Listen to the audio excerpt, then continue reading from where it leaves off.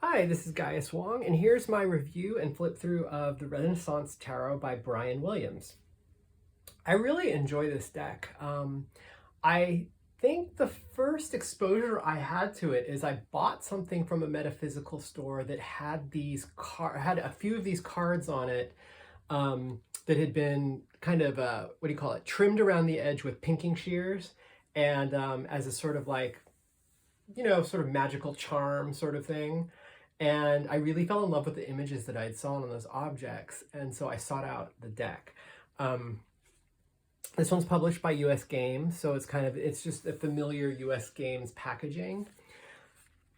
And although it's the Renaissance deck specifically, the other really big draw for this deck would be to anyone who is particularly interested in mythology, because a lot of the minors, well, I think actually all of the minors have some elements of scenes depicted from mythology. So if you are really familiar with myths, I think this deck will resonate with you, or if it's something that you're interested in, or if you're interested in classics, meaning like Latin and Greek, things like that, I think this will be an especially resonant deck for you.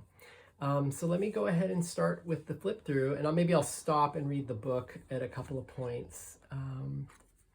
There's two, what do you call them? What do you call I don't remember what you just call the extra cards in the deck. There's this one right here, kind of a card for the deck, or you could even use it as a joker if you read in that style.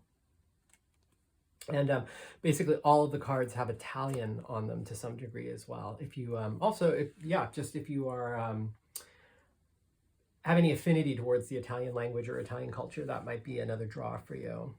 But I think the artwork is really magnificent in this deck, honestly. The colors are really rich. They're rich, and they're not too muted. They're a little bit muted, but not overly so. But, to give it sort of, it gives it enough of an antique feel, but to have like all of the colors be slightly muted. But it's not so much so that the colors aren't vibrant. So I really like that balance between the mutedness. There's nothing overly primary, but then the colors are actually still vibrant. So I really love that about this deck.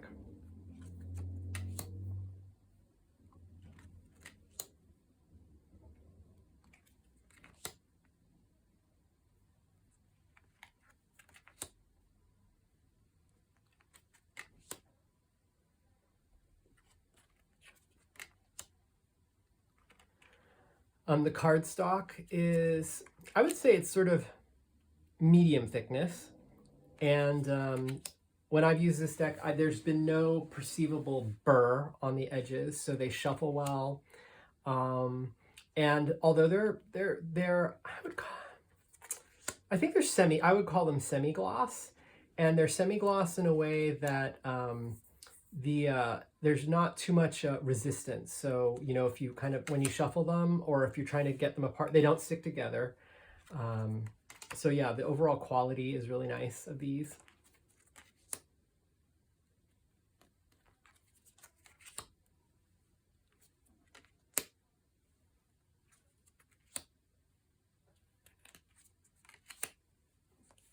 So these are kind of now that we're at the minors, I feel like they're kind of a hybrid of a Marseille style deck, where the pips are non-illustrated, because the real central theme of every pip is or minor arcana card is the elements of the suit, right, and the count of them.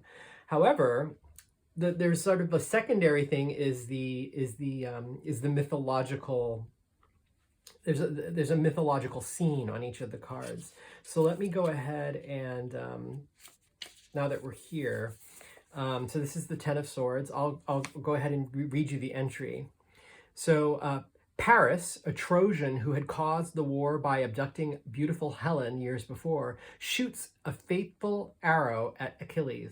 When Achilles was an infant, his mother bathed him in the river Styx to render him invincible. She neglected to submerge one part of him, his heel, by which she held him. Paris's arrow, guided by Apollo, strikes Achilles' heel, and the Greek hero dies. Divinatory meetings, calamity, the failure of a hero foretold in prophecy, but brought about by a hero's own choices. Reversed meanings, fame or glory blooming forth from misfortune, can cruel reality ennobled by art. So we have Paris and Achilles, but I'll stop on another one too and kind of read the scene. Well, actually, maybe just the next one to see how they progress, right? So we've got we've got the 9 of Swords. In a rage of grief, Achilles drags the body of Hector, whom he has killed in combat, around the walls of Troy. Divinatory meanings, revenge, excessive or violent response to a problem, jealousy. Reversed meanings, slander, suspicion. So that kind of gives you a little bit of a flavor for where the deck is going.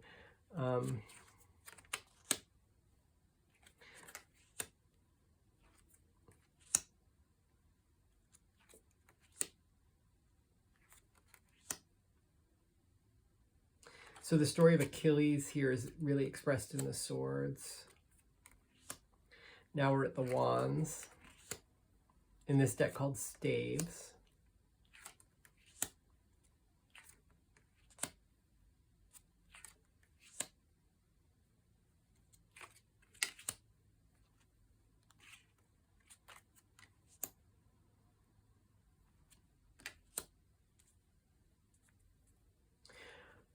Well, this is an interesting one because this is the Six of Wands, which, you know, it's victory, but the scene isn't really the classical definition. So I'll read the Six of Staves here for you to kind of give you the mythical illusion as to why the scene is built the way it is. So Heracles wrestles with Antaeus. The murderous giant would spring up refreshed every time that he was wrestled to the ground, since his mother was the earth itself. Heracles finally overcomes him by holding him aloft and crushing him. Divinatory meanings, triumph over great difficulties, a glorious victory.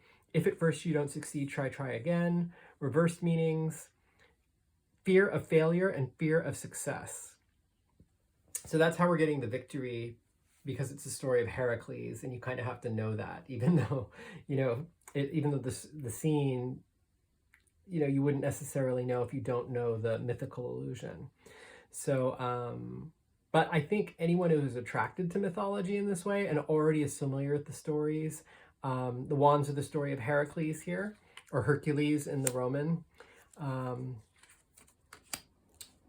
I think anyone who kind of likes the fact that the pips, the minors, are a mythological journey focused on a particular hero, would like that as well. That's one of the things I like about the minor arcana too, the fact that as you go through it in the Rider-Waite Smith, it tells a story, and so here it's explicit that it's telling a story. So I'm just going to stop on the 9 of Cups and give you a flavor of cups. Let's see here. 9 of Cups. Eros, the burn and his pride healed, asks Zeus to restore Psyche to him and to override Aphrodite's jealous disapproval. Divinatory meanings, difficulties overcome, favorable agreement, reconciliation, a new beginning, renewal of trust, bestowal of forgiveness. Reversed meanings, misleading freedom, refusal to cleave to others.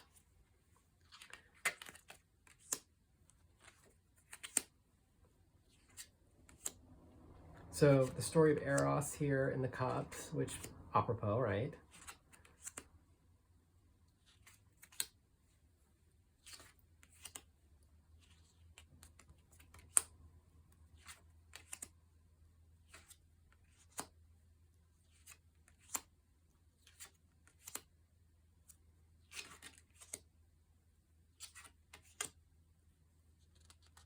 Oh, I'll stop on the 8 here. The 8 of now we're into Pentacles, which are coins in this deck.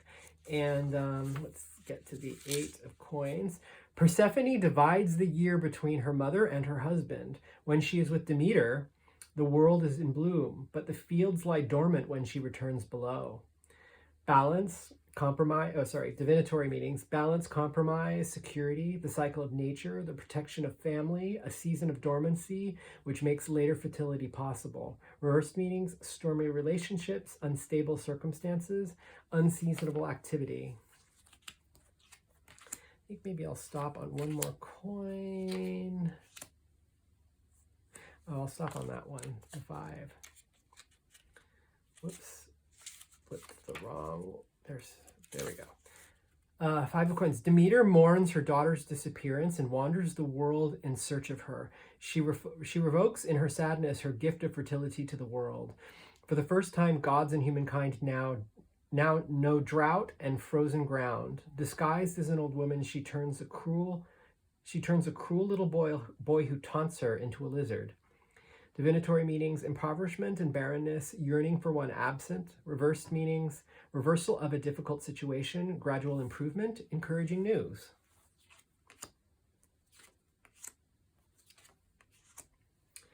So, I mean, the other thing that this deck really reminds me about too is the scenes of mythology on Greek pottery. I used to be seriously obsessed with Greek pottery. Like, I would always, like, when I travel, I would look at that, like, and there was a metropolitan type museum in a city. I would love to look at all of the Greek pottery because where I live, we don't have much of that sort of thing. But that sort of Greek pottery aesthetic, I love in this deck. So let's see, what else should I say about this? I think you got the book kind of gives you the flavor of the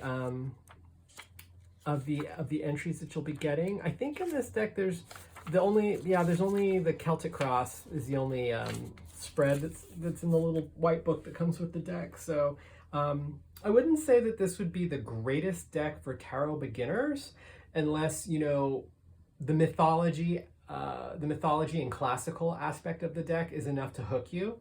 But it's like a great supplemental deck for anyone who collects. Quality of the images of the cards is lovely. And yeah, I highly recommend this deck. I'm trying to think if there's anything else I want to say about it.